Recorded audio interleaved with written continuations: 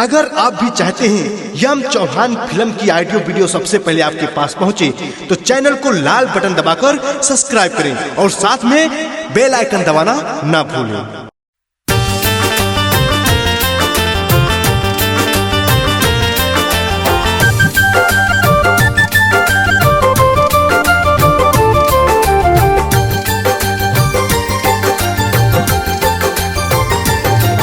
तन्हाई में उसने खत मेरा पढ़ा होगा, तन्हाई में उसने खत मेरा पढ़ा होगा, तन्हाई में उसने खत मेरा पढ़ा होगा, तन्हाई में उसने खत मेरा पढ़ा होगा।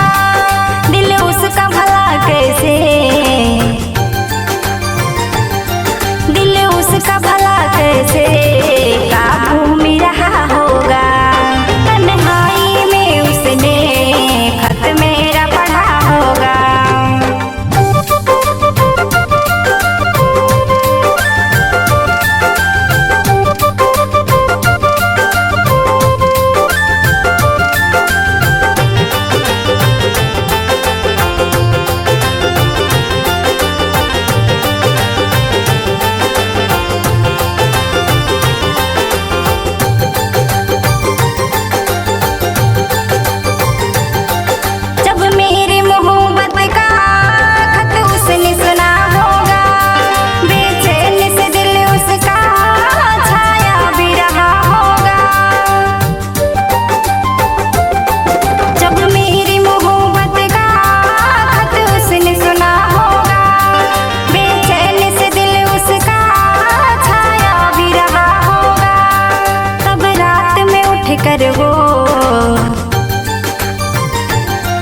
तब रात में उठ कर वो मुझे याद किया होगा, तन्हाई में उसने खत मेरा पढ़ा होगा।